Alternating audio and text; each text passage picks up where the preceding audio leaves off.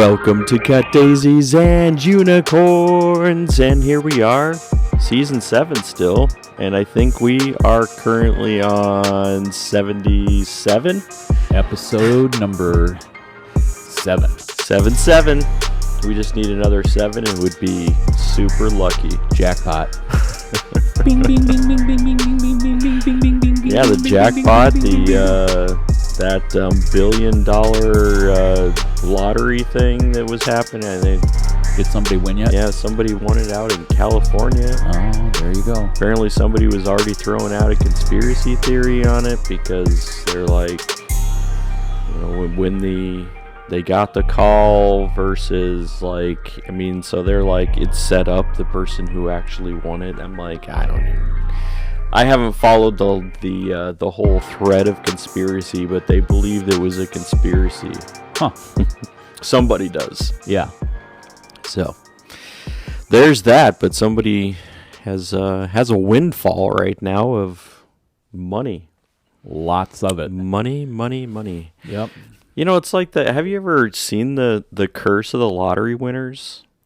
You know, I haven't seen it. Yeah. But I've been aware of it. Yeah. Yeah. I mean, there's people who are like, I mean, there's like a whole string of like winning the lottery and then like tragedies, come up, and it reminds me going back to Lost. Did you ever watch Lost? Yes.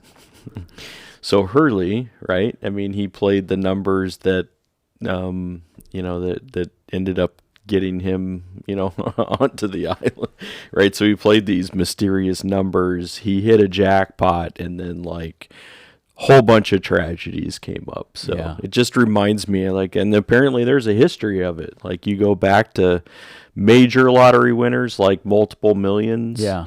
And I mean, this is the first time it's been in, I think the 2 billion range, which is, to me, that's crazy. But that's crazy numbers right there for a lottery. But I mean, if you look at this list, there was even, I think, a documentary that I watched. I mean, that's where I saw it the first time. It was like this string of like divorces and family issues and all kinds of stuff comes up. When all of a sudden millions are dropped in your lap and you've got everybody calling or knocking on the door and saying, "Hey, let me tell you my story and why you should give me money." So there's apparently a whole thing. I can't remember what the documentary was called, but yeah, but there's an issue apparently with a windfall of money comes some difficulty. Yeah. So apparently on Netflix there is a documentary called Lucky, and it tells the stories of lottery players whose lives have been changed or not by their wins, and also those who obsessively keep trying even though they know the odds are slim. Yep. And there's lots of people who have died, to your point, exactly. Millions, a lottery story, full documentary. Yeah, was made in 2006, and that also. Yeah, but there's definitely, if you put into Google lottery winners, or lottery drama, or anything lottery like that, yeah, there are some people who have won twice. Wow. Yeah. Like multiple millions twice. Yeah. Yeah. Yeah. Wow. It's kind of crazy. Mm-hmm. But to your point, it's probably fixed. Well, I think that's what the conspiracy theory was saying. Like, yeah. I mean, the person was contacted apparently 3 minutes after they even announced the I don't know, whatever, lottery balls or whatever they were. I know, but I mean, like, they do it. How can you fix it when it's coming through an air tube and popping up? I don't know. Yeah, I don't know. Hey, if you are an engineer that produces or a part of designing lottery equipment, we'd love to hear from you. Yeah. but hashtag Mega Millions still not a sponsor. I don't think they ever will be either. No, but I don't. It'd be a good way for them to give back to their community, the community of cut daisies right. and unicorns. Mm-hmm. Yeah. Yeah. Give back. That would be, I mean, since especially when you're, and this is like the issue with lotteries. Like, I mean, those numbers where it gets to the billions is like people, right? Some people who have means, right? And they're just playing it for fun or entertainment. Yeah. But there's some people who are, I mean, I would say living under the poverty line that are trying to play lottery every single day. Yeah. I mean, like they're going to try to be like, I want to win something significant, right? And so they're putting their money. I mean, so like a lot of this lottery system is kind of built on the backs of the poor. I don't know. So that's part of the issue I have. I mean, I don't play the lottery. I think I've played the lottery maybe 3 times in my life. I've done some scratch off tickets before, probably more than 3 times, but it's nothing where I'm like, oh, I need to invest my money into the lottery. Right. Right. I think at one point the stats on the lottery, if I remember this correctly, Yeah. is like 1 in 189,000, or the chances of winning are 1 in 189. Maybe it's 189 million. Like, so that's the little sliver of a thread of it, the chance. So poker players say, if the lottery gets over 189 million, then you're getting a chance of fair odds for your dollar that you spend. Because they talk about pot odds and, Sure. Like what you're really gambling with based on, the how many outs there are left for the last card to be able to match and all that other stuff, which that math is way beyond me. Right. I could see that too. Yeah. And so like there was a time when I would just like it was just, I'm like, oh, 189 million. Well, I'll spend $1 or $4 or $5, like drop $5 and get, but I've never, yeah. Yeah, I think it's also when I don't watch the news any. I mean, that's usually where Sure. they're putting the lottery. So like I don't get a constant reminder. Like I didn't know that it was even at 2 billion. I mean, usually you get like a lot of the notifications, but maybe it was because it was near election time, and so then you didn't get as much, and so it wasn't put in front of me all the time. I mean, I don't stop at convenience stores. I don't. Right. I mean, there's nothing that's like in front of me all the time either. Yeah. Well, it's funny, when I was getting gas on Sunday, there was a guy standing next to me putting gas in his car, and he walked back out, and he had he walked out with a ticket with some numbers on it and stuff. And I'm like, oh, I think I heard on the news that it was getting big. Yeah. So now they're starting back to square one. Right. I mean, the funny part is like, based on inflation, $2 billion, it'd be interesting to see how much that would be the equivalent to in 1977. I mean, so, I mean, you could have less money, but it could have the buying power Yeah. of the more money right now. Right. Like we talked about in the last episode, with annual income in 76 is $16,000, and the average price of a home is $45,000. Yeah. So inflation from 1976 to 2022, it's substantial. Yeah. So it leads us into the number 7. Yeah. Well, historically, 7 has been a number for God. Completeness. And because on the seventh day, God rested. Mm-hmm. At least, apparently, that's what happened. Yeah. Because that's the story we're told.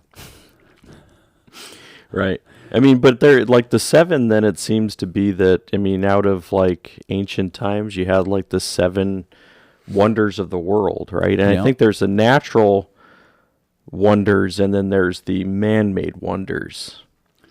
So, Sure. and those are, I think it's a different list, right? So you get the pyramids, the Hanging Gardens, the Temple of Artemis, statue of Zeus, the Colosseum in, I think is one. I don't know. Lighthouse of Alexandria. Don't know any of. Well, I don't know some of them, but like they take these man-made and they put it at 7. Well, why not 8? Why not 6? Why not 5? Right? So they put it at 7. 7's still a significant portion of it. So I think, but going back to that, you also look at, yes, the creation account with seventh day God rested. Yep. So it's definitely in that realm as well. You also see, if we're talking biblically, right, the book of Revelation, they have 7 letters to the churches, right? Yeah. Not 8, not 6, right? It's supposed to show a completeness to it as well. Yeah. So 7 comes up quite a bit in the biblical accounts, not just creation. Right. So Yeah. and that's why you can always be leery then of like 6 in the Bible, because 6 is not complete, Yeah. and so 7 is like the complete part. Yeah, interesting. What I am is 7. Then I mean we talked about the the lucky 3 7s, right? And I don't know who like it. I mean, slot machines, right? That was a slot machine thing, right? Yeah. So I don't know when they first started putting that out, like lucky 7s. Yeah. I don't know, because around the craps table, 7 is not a good thing Unless you're on the line. betting on the pin, right? Yeah. Or on the line. Yeah. Yep. Right. But that's only, well, yeah. I mean, That's if just you- on the come out. Yeah, that's on the come out. Yeah. You get paid, and then and you can bet against the table, the rest of the table, and go to the dark side on the don't pass and put your bets there. But the likelihood of it hitting is so great that the odds that you get paid are half as much as anywhere else, unless you're Right. betting against it. Right. But there's so many combinations of how 7 can be formed in the dice. That's why. And somebody had to figure out a way to be able to tip the scales. So how are your scales being tipped? With the number 7? Uh-huh. Yeah, symbolizing. One article says symbolizes the bridge between the human world and the angels, associated with intuition, mysticism, inner wisdom, and a deep inward knowing. Yeah. Yeah, so 7's a prime number. And those that can only be divided by themselves and by the number 1. So That's what prime means. yeah, that's what prime means. Not Amazon Prime though. Cannot be divided. Yeah. They are a juggernaut that Oh. continues to take over. Yeah. I mean, I was born in the year of 1967. Mm-hmm. So I have both. I have humanity and the mystic combined into the year of my birth. Yeah, Heather was 1977, so she's Oh, so she got the, I mean, like really good year right. in the decade.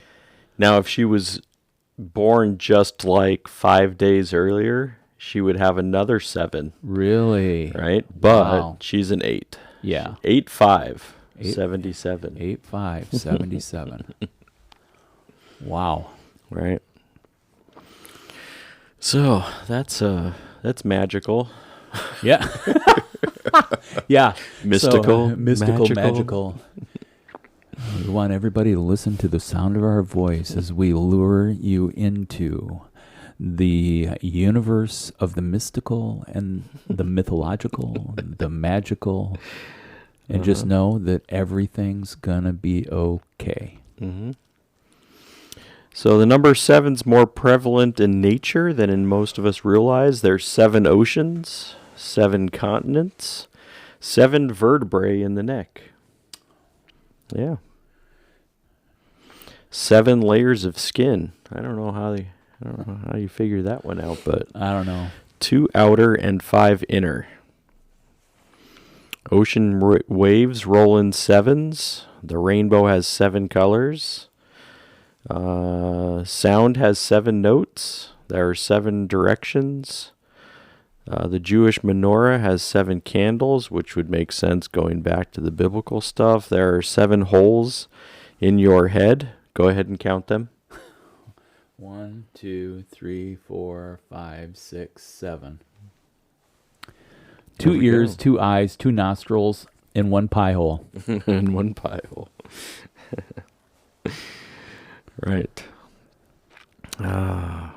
Yeah. So and what else is there? The Earth was created. A cube has 7 dimensions, including the inside. Now I don't know about this. This last one, it says the male body has 7 parts. What? We're gonna skip anatomy. Where they talked about the holes in your head. Yeah, and here's the number. The number 7 is used 735 times in the Bible. So that's what we got. 7 apparently is it's apparently a favorite number by many people as well. I don't know if but that comes up too. Yeah. It's like people are like, "Oh, I like 7." I mean, it's cool. Yeah.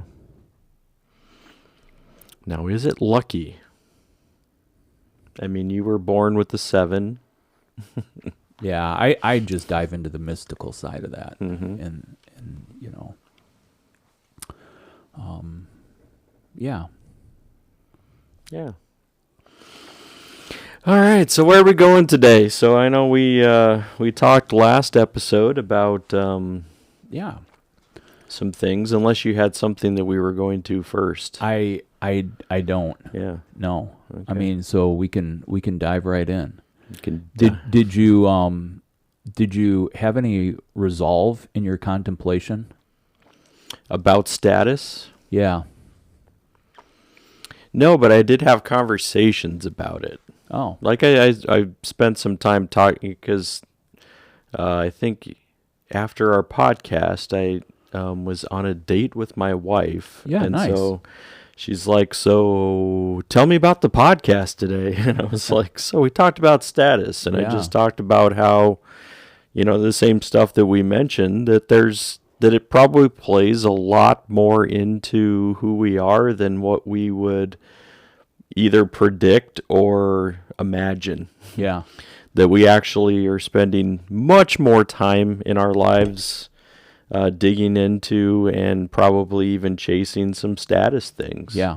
Yeah. Because status becomes part of, like, if we're part of a community, what's the status within that community that is going to make me be a part of it? Yeah. And we talked a little bit about that as well. Like, so if we're finding a new community or we're finding new relationships and we're like, so what does it mean to get in there? Yeah. And we spent some time talking through that, and I just said, so what statuses do you think that you're chasing after? Huh.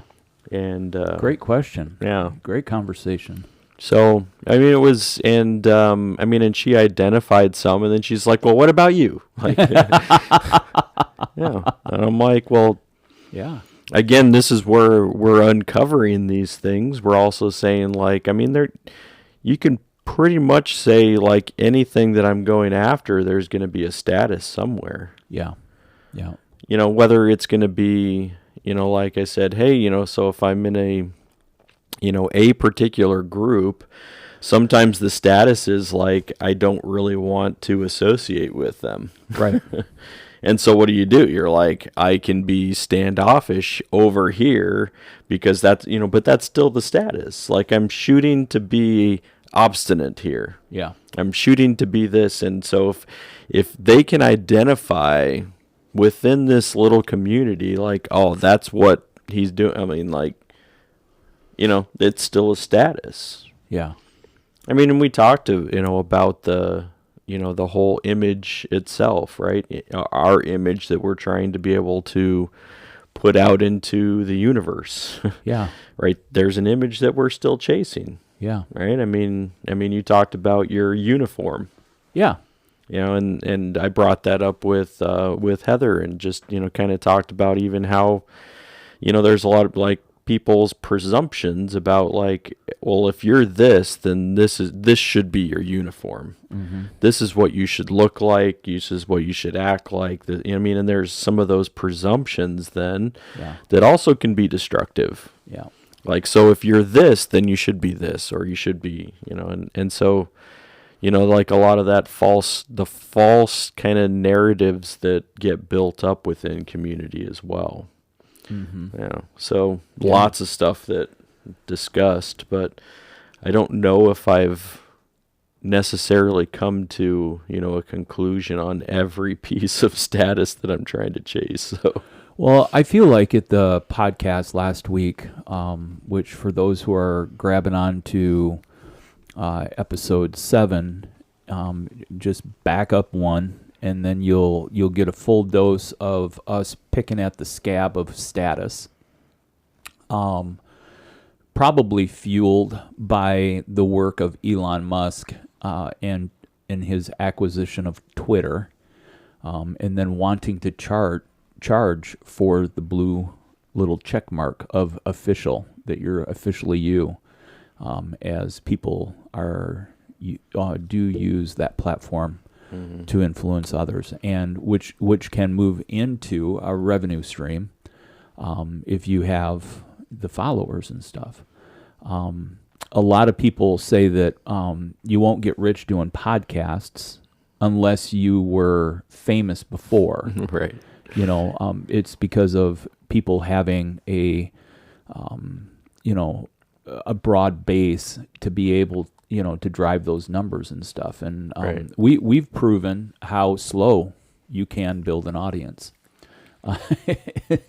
And so, It's true. but I mean, the people who do listen are faithful listeners, and right. Consistently mining through the little golden goose eggs that we drop along the trail. And but I kind of fell into and dropped into the acceptance and rejection, that it's a major driver. And I think that what people can take a look at, or even another question to ask themselves is, when you find yourself striving for a status, maybe the real question you need to ask yourself is, what's driving me that is so important? Yeah. And so, and sometimes because of being obstinate, or, dragging your feet in relationship of certain circles, you're doing that out of the point of, because of your ideals. And I think where we were really starting to move on to, and I don't think that we spent any time talking about it, but then of course I can't remember what I did yesterday. And so what we talked about for an hour and 23 minutes last week is not heavily on my mind. And so if this is a repeat, then just skip forward to our closing statements and enjoy a chuckle or two at the end. But I really think where this conversation was heading was the importance of individuals learning what their values are. Yeah. And value work and talk has been a part of our conversation, and a thread that we can weave in. and out. And so, like, when you look at what status, actually, my partner Amy, she boiled it down real quick. I mean, she's like, I don't know what you guys talked about for an hour and 20 minutes. She's like, the bottom line is, money does buy you status. You know, I mean, and so wealth, and people who, not to overly generalize, but people who have great amounts of wealth are able to buy into points of status, where, I used to introduce myself as a guy who was the, son of a blue collar worker. Yeah. And actually, I'd probably be the first in some generations of, getting into white collar work. And Mike and I, we talked about, I'm like, dude, trust me, working white collar work is a lot easier than blue collar work. And, I mean, but yeah, it's like, what do you value? Right. What are you striving for? Are you a person that's defined by the neighborhood you're in or the neighborhood you want to be in? And then, That is interesting, though. I mean, especially as you bring up neighborhood in Chicago, right? I mean, right. So it is a status symbol if you are in a particular neighborhood. Yeah. And I remember, when I was talking about at Albany Park with some people that live like, oh, you don't want to be in Albany Park. Like that's, it's not the best neighborhood. Like, well, what does that mean? Like, what do you mean the best? Right.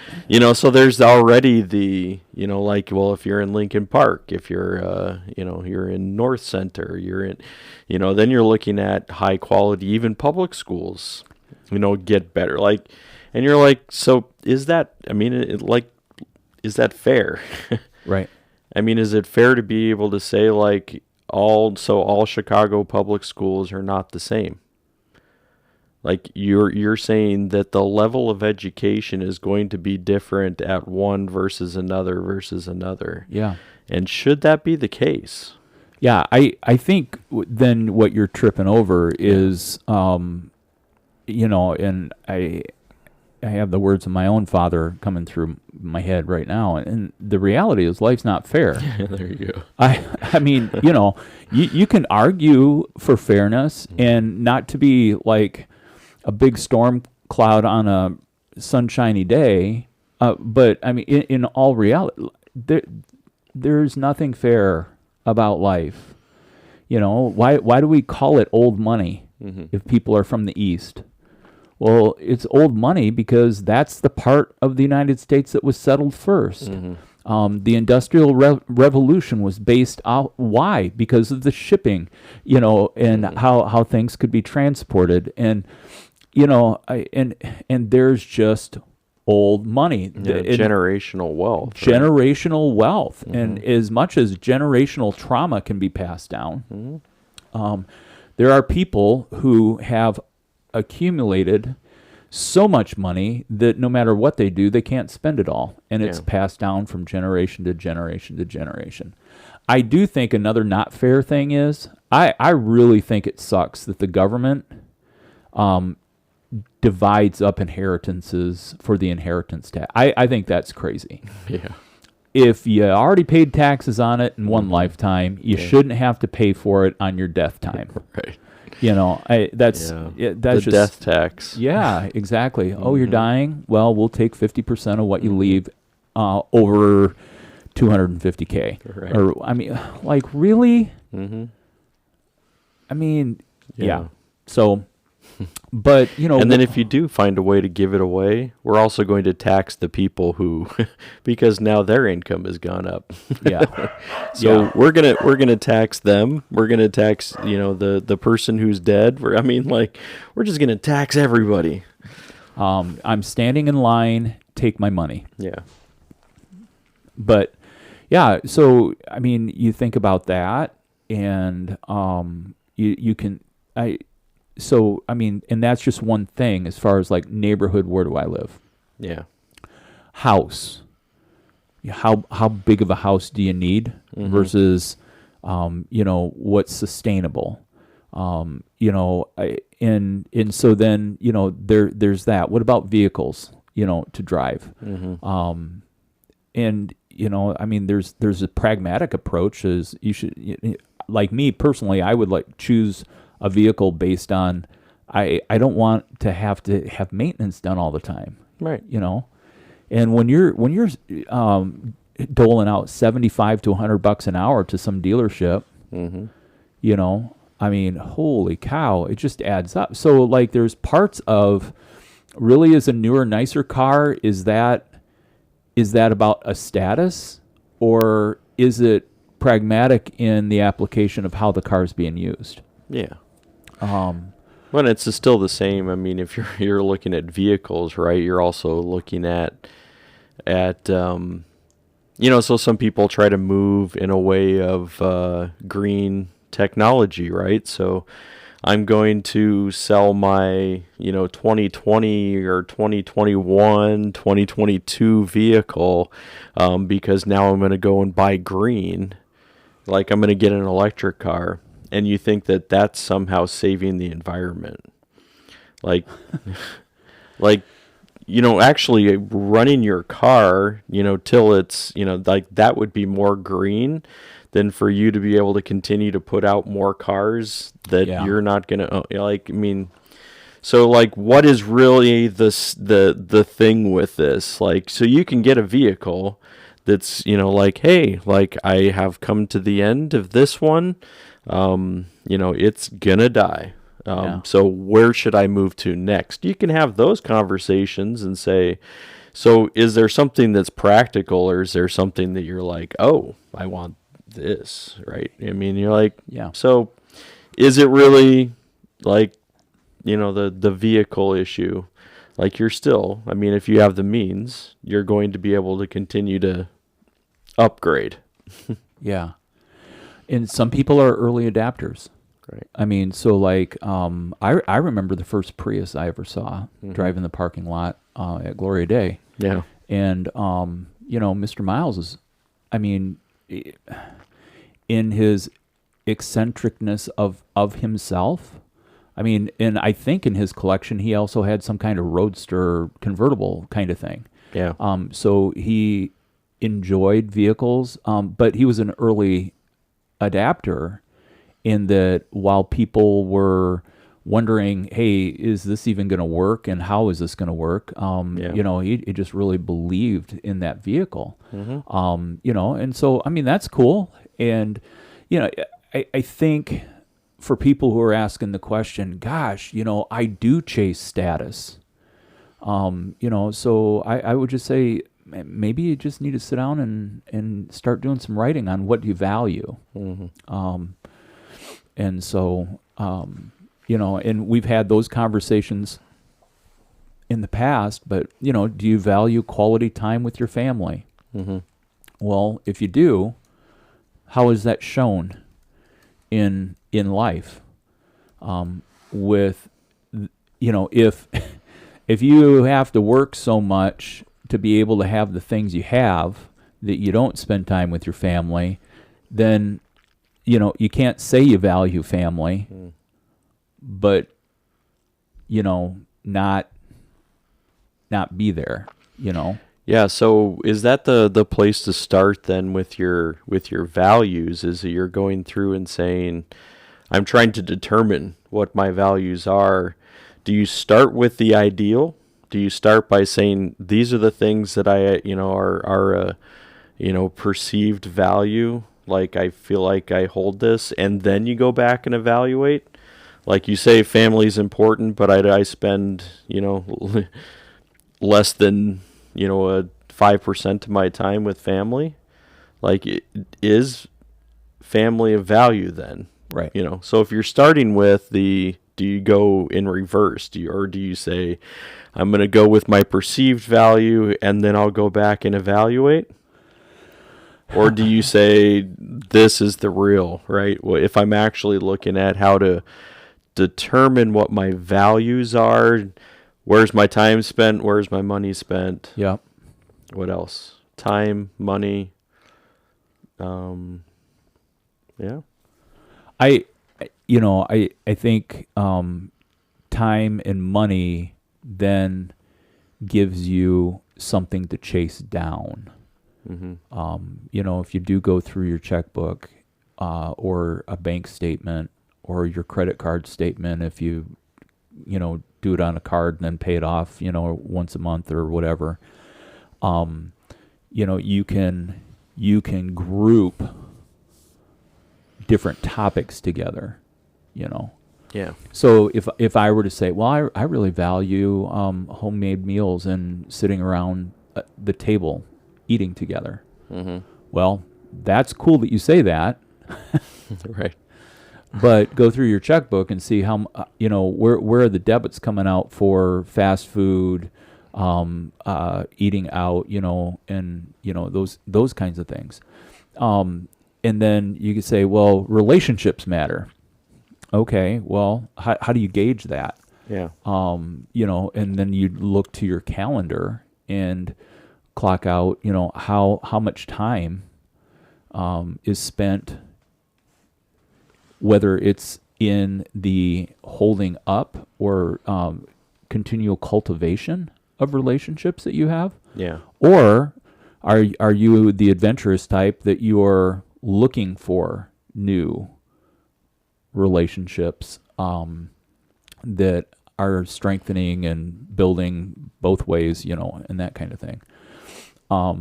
Which, coming down to all of these things, then I think the older a person gets, and this would be stages, I think that's where regret can creep in. And it's not necessarily a feel-good exercise, because in your head, you've been saying these are the important things, and in your reality, you take a look around and you're like, wow, I'm so not hitting the mark on any of these things. And so then all of a sudden, what we're talking to people about in regards to the pursuit of status is that, hey, by the way, we're like we have a heavy topic and this can get depressing really fast, So, but I think you ask a great question. So where is it? And I would use the word aspirational. So are there aspirational values? Are there things that you say, not because society or not because someone close to you says this is important, that you would be like an aspirational goal that I've had for years and still haven't been able to peg down, get it figured out, and do it, is writing. I mean, that's an aspirational goal. But, as far as if I valued myself as an author and to become that, then I would put pen to paper and get that shit done. Right. So, I mean, and then that's the thing. So, well, like in that, you're saying, like, you've identified that it's somewhere in you. Yeah. That you would value being able to write. Right. Right. And that you would bring a benefit to it.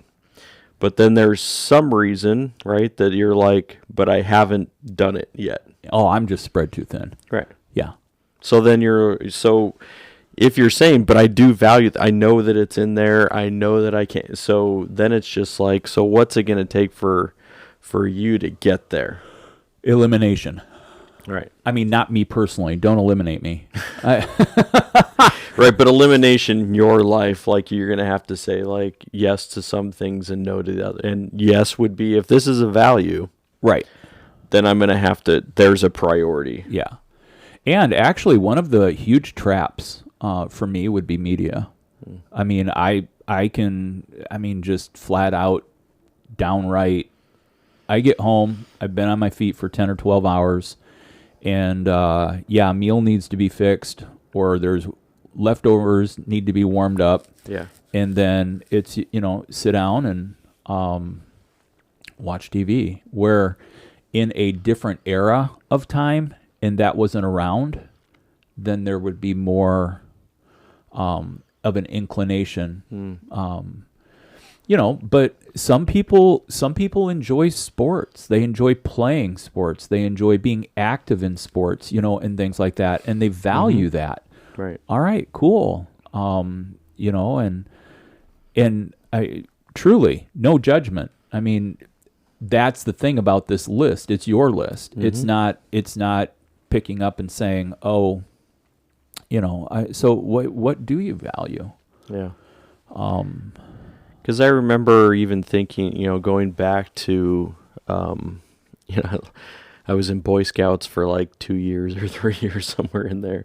I mean, and they had values. It was like God, country, family, faith, or something. Yeah, I mean, yeah. they were a part of it.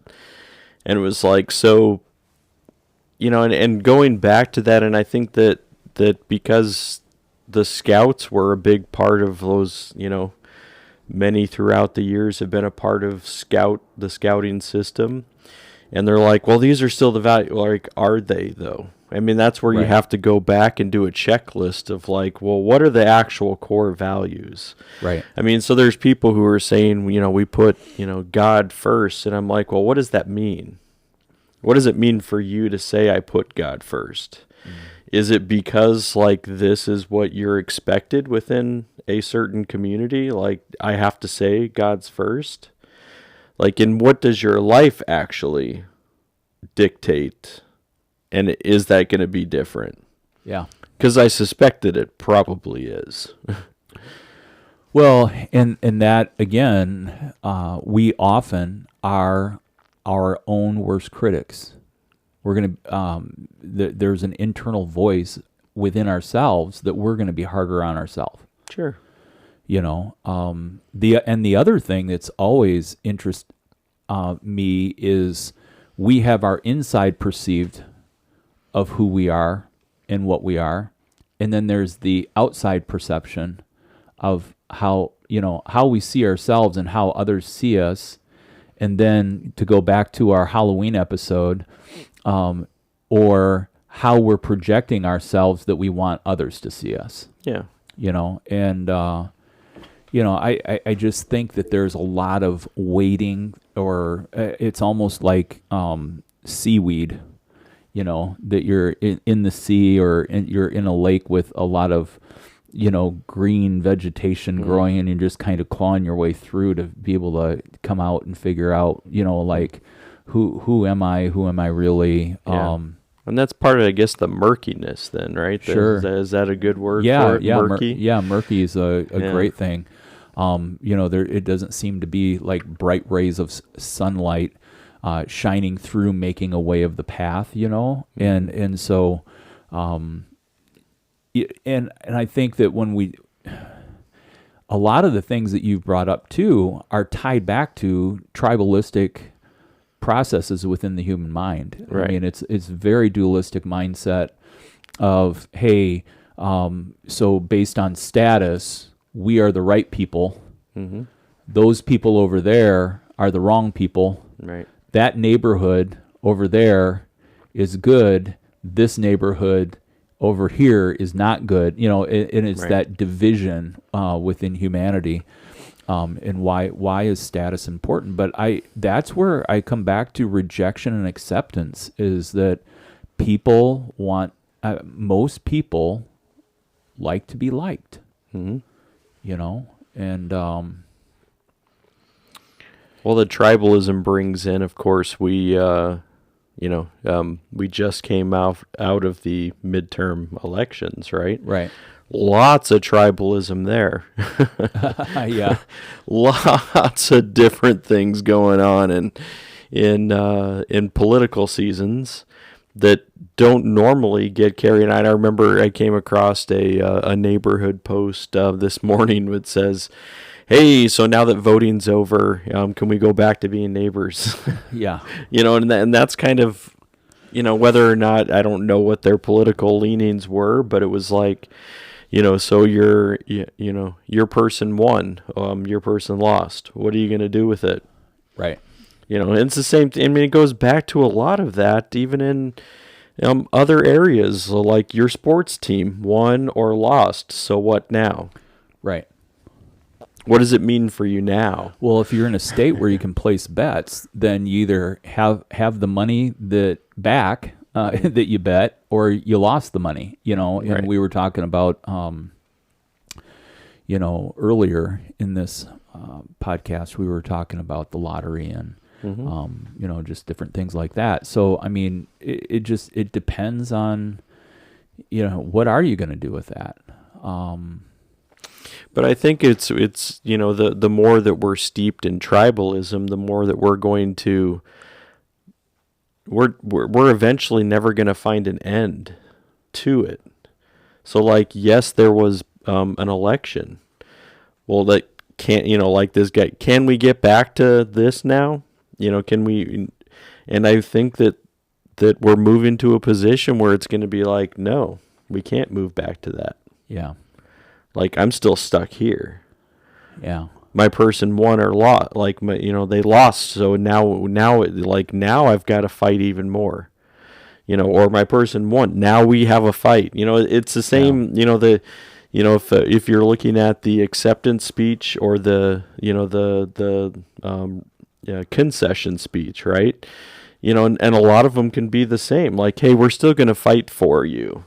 We're still going to fight for this. And it can be the same speech on the person that's accepting it. Hey, now we're going to start, this fight continues. Yeah.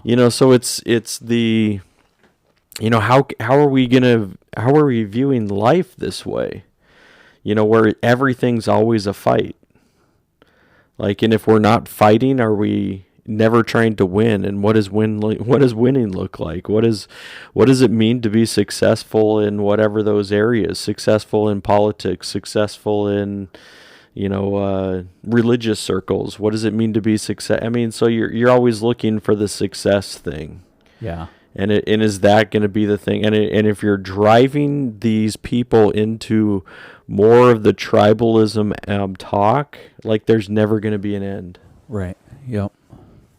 Well, and there's where Richard Rohr would teach great lessons on just this shift and change within humanity of what can occur. And as much as we point out that in our culture and within our humanity, there's a direction toward that. Mm-hmm. Really, all this conversation here is meant to do is to create an awakening that it could be different, and steps can be taken. Yeah. But the other lost craft or art of discipline, I mean, that's what it boils down to. Are you going to be disciplined in? My natural inclination is to think one way, but when I see that, having a self-awareness to say, oh, dang, I'm heading down the wrong path on that. Yeah. And it could be argued that it's even dualistic in our mindset, that we would think that dualism is the enemy for what? For an awakening within humanity. So, I mean, it just is funny how the circle continues to siphon down. Yeah. Because then all of a sudden you got a bunch of people living through and going through awakening, and really the intention is for an invitation: come and think differently. Yeah. But there are also people out there doing the hard work, who in pursuit oftentimes just don't say much, but just continue to influence the people around them through their actions in their life. Yeah. And that it would show that there would be, and that there is the possibility of another way. Mm-hmm. Not the join me on the right way, but there is another way. Mm. I always lit up with the idea of when I think it happened. I'm pretty sure it was Paul that wrote about, and maybe in Acts, but how Jesus was mentioned as the way. That they went and they taught others about the way. And, it just, I don't know. I like that idea of that our life as humanity is on a path, and it's a journey, and then some hallmark memento would be like, it's a journey, not the destination. Wah, wah, wah. So like don't get frustrated or in great despair, because at the moment you may be feeling that, gosh, my values, like the things that I value, I'm not doing. The things that I don't value, I am doing. And I'm in this cycling pit, and don't have the discipline, or don't have the strength, or don't have the courage to change the direction. When you just gotta slow it down a little bit. And that's how I would start, and advise anyone. I would go through and do a work of elimination. What can you get rid of in your daily path? Yeah. To make room for not even the values that you value, to make room for the work of figuring out the values, or what things. And then I would move into, even in a, like, if I were making a list of things, what can I eliminate? Question one. What things matter to me? What do I value? What things, and probably even the first is, what are all the things that I am, quote unquote, doing? Yeah. And then from that, what can I eliminate? Or from that, what do I value? What things am I doing that I don't value? What can I eliminate? And through elimination, before you, anybody needs, is just a big old list of the other stuff they need to be doing, right? No, people don't need that. They need another list. They need another list that they can ignore. Yeah. Yeah, and it's even taking through and working. I mean, currently working with an organization group, religiously oriented. Yeah. On a journey to try to figure out who they are. Right. And it's and maybe, like, you can't.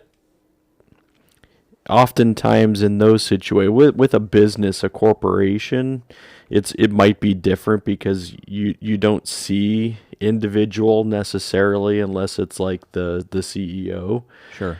But if you're looking at that kind of a core, like, what do we value here at this business or this institution? Sacred cows. Right. I mean, so those are obviously things that are going to come up. And that's where you have to be able to, I think, try to be able to figure out how to navigate. Because if it is like, hey, I value this because I think that we should value this, or is it, like, there's so many questions. Like, I mean, you mentioned sacred cows. Like, what is the thing that everybody knows that's there that also we don't want to talk about or bring out? Yeah. Like, oh, we actually value passive-aggressive behavior. Like, I mean, and it's present. Yeah. Right? There's passive aggressiveness. And the people are like, I said, so, what are the issues that are underlying, right? Well, no, we've got no issue. Like, oh, sure. Like, everybody knows that that's junk, right? Right. I mean, like, right. There are issues, and of course, when you're looking at values, you're not going to, hopefully you're not sidetracked by the issues, but to be able to say that they don't exist, like, no, if we value this place as what we say family, right? Like, are they? I mean, like, how do you treat your family? Right. Like, is this really the way that you would want to run your family then? I mean, because yikes. I mean, this is why we say, families are dysfunctional. Yeah. And is that the thing that we're trying to chase? Like, we want to just be dysfunctional.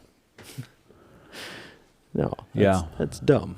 Yeah. Like, if we're starting from a place of saying we need to evaluate, like, this is what we've been making a priority, and that's not what we want to value. Mm-hmm. Well, then let's figure out how to be aspirational in a different direction. Yeah. Like, let's not aspire for dysfunction.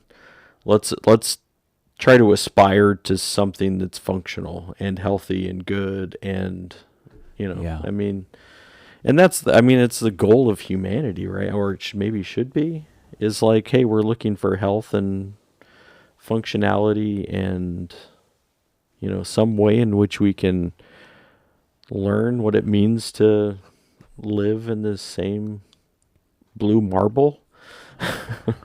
Yeah, I I don't think all of humanity is looking for wholeness and wellness. I think sometimes the only way some people feel alive is when they're able to get in a fight. And so, like, again, it's moving into starting to ask the questions of motive. I think that there is a profanity to our vanity.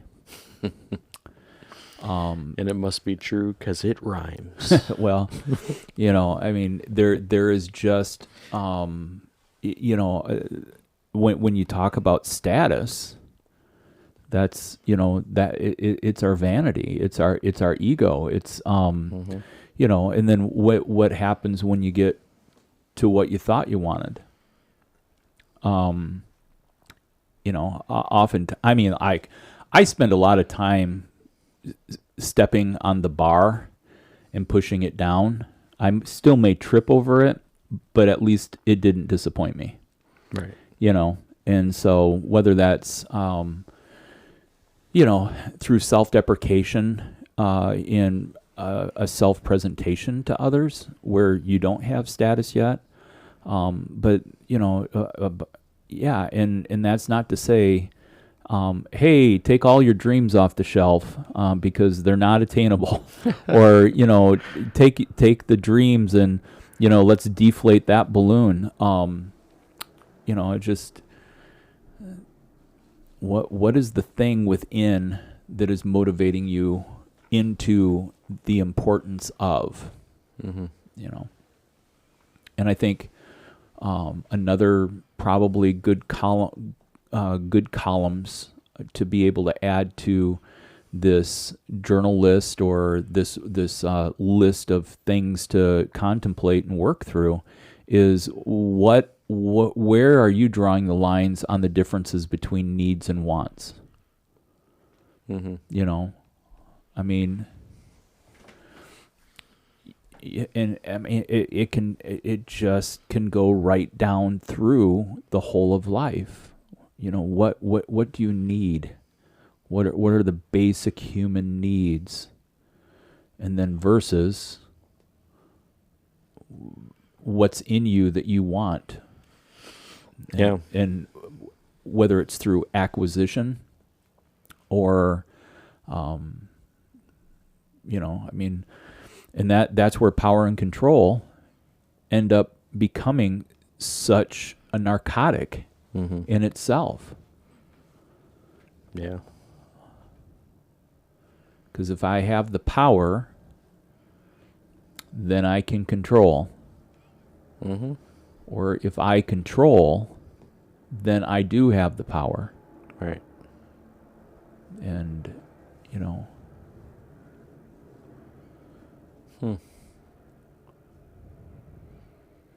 a lot of times people step in because they think that they need to participate in what's going on, and really sometimes you just have to step back and let failure occur. Yeah. And it's okay because there's a lesson in that. If everything you're trying to do, you're always doing and getting it done, and you're probably not stretched far enough in the realm, And so, I was just watching Hidden Figures while I was making dinner last night again, and Costner says to her, we're looking to invent the math that we don't have. That's the task. But to figure out the problem, they went to the ancestral math so that they could be able to get somebody into orbit around the Earth. And so I share that little part because sometimes we can be in pursuit to solve for, and we think we have to come up with something new, and actually it's in the ancients that a revelation for our well-being can be found.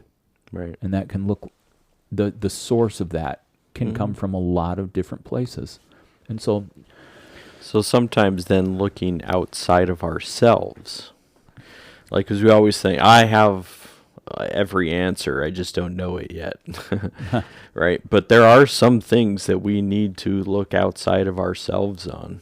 I mean, and even to ask the questions of. Oh, I completely agree. You got to get outside of your head in conversation for things, to be processed and look and work through, and so, and.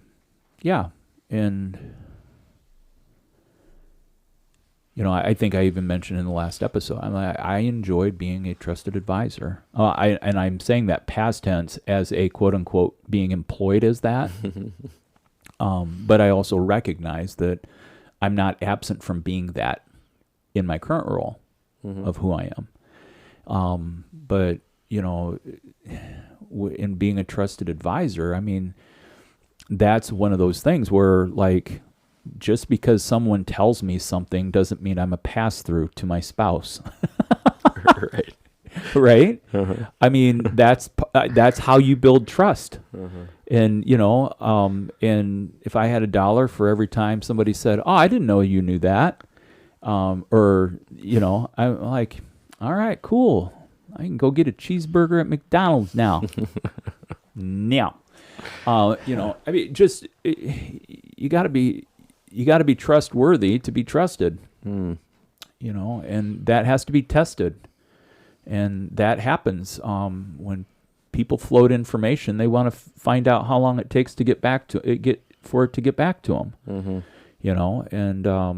And so.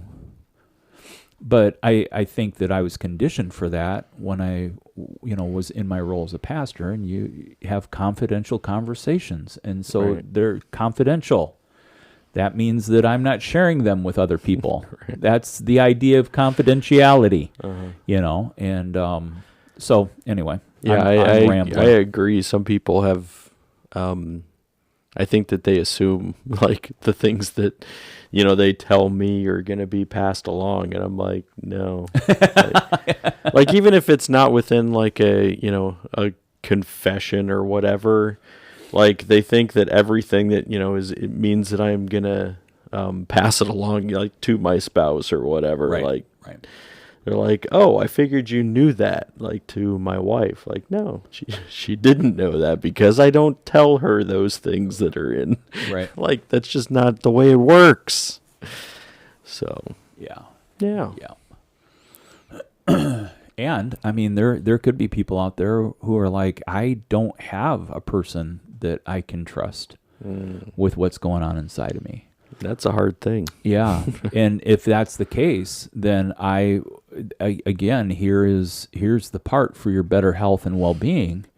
This is where the monies that you got in your pockets are well spent on a counselor, right? A therapist, someone who can, that you're paying for them to not tell anybody. That's true. Yeah. You're paying them not to tell anybody. I know where the bodies are buried. Oh yeah.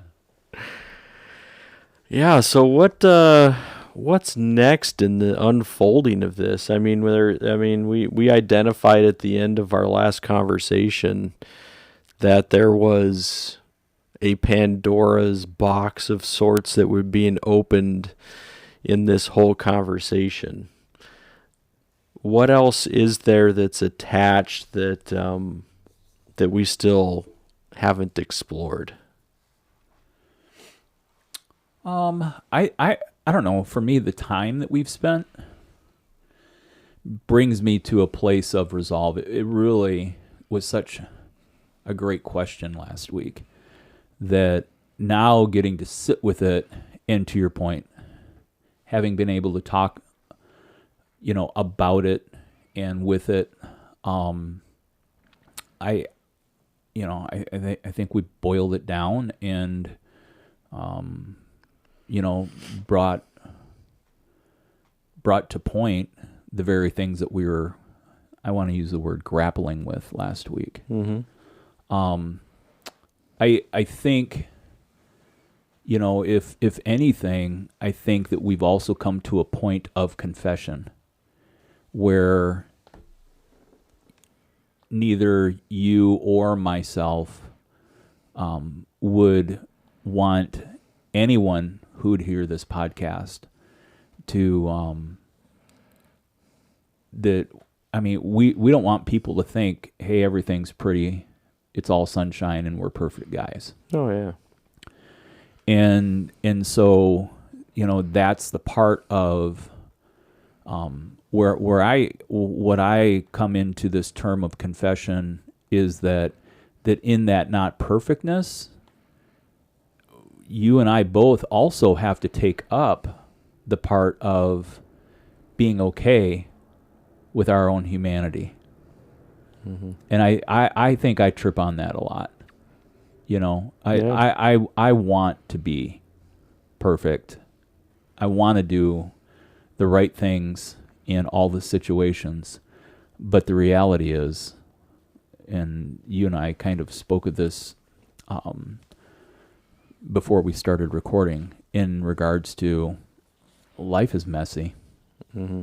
And, I know that's a thing that when we get into it, the cool thing is to be able to be part of relationships that matter, where people will love us even with our failings. Right. Yeah. And so it's good to have those people in your corner and being a part. True. And that's a great recognition. Mm-hmm. I could be wrong about you, but I see it in me, and I believe I see it in you. But we've got a lot to offer in the failing of other humans. It's the hardship of us looking in the mirror. Right. That's the part that we grow when we come to a place where, instead of grappling with our own humanity, that we can embrace saying, hey, Yeah, coming to the end of ourselves. right? Like, and settling look in at this. and actually loving ourselves as others love us. Mm-hmm. And that then becomes transformative. Yeah.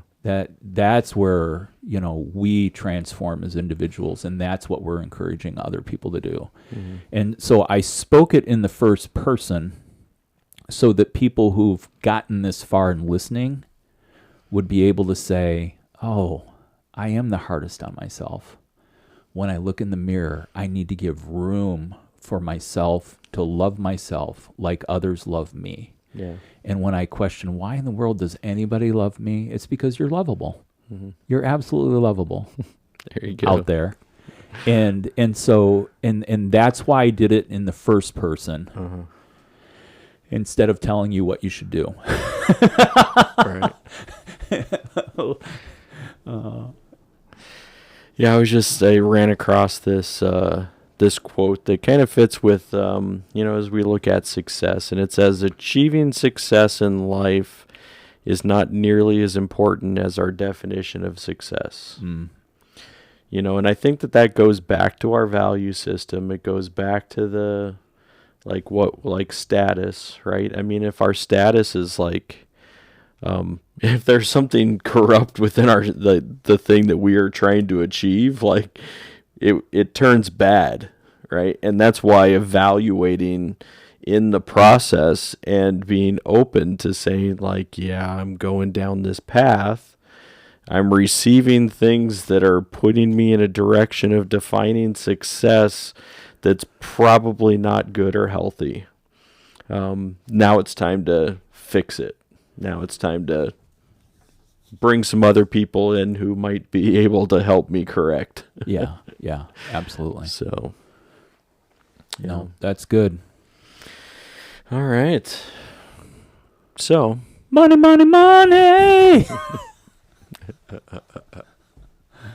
Oh, man. Right. So I think that we've come to the end of ourselves. Yep. All right. That's a good Maybe one. just on this topic. Oh, yeah. I'm sure. There's more to come. So, yeah. Maybe there's some things for you to contemplate as well in this whole conversation. I mean, hopefully there is, because there's plenty to contemplate. So, yeah. If you're growing frustrated, if you're trying to find, start looking outside yourself too and seeing where it is that you can talk to somebody else about it as well. He dropped the mic. Boom. Yeah, these mics are hard to drop. You could drop it. Yeah, you could. But it would definitely be a lot harder. We don't have, that is not the goal. Right. Cool. Well, hey, everybody, just know we'll be back next week with episode 78. Right. Well, season 7, episode 8. Mm-hmm. Yeah. Yeah. We've been kind of just linking the two this season. So Yeah. 78. Right. 78. Yep. Which, if you add that together, is 15. Yeah. I like 15. 15's good. I can get to a number I like through all sorts of meaningless ways to move numbers. Right. Numbers have always been animated to me. Yeah? Yeah, I mean, I remember sitting in 3rd or 4th grade and working on arithmetic and having the numbers dance in my head. Huh. Yeah. It's fascinating. Yeah. I don't think numbers ever danced except if it was on Sesame Street. Well, there you go. But that's fun. I am a child of the public broadcast system. Right. All right, everybody. Things to consider. Enjoy the exploration. What's your favorite number dance? I'd have to think about that. All right. Think about it. All right, you guys. Have a great rest of the weekend.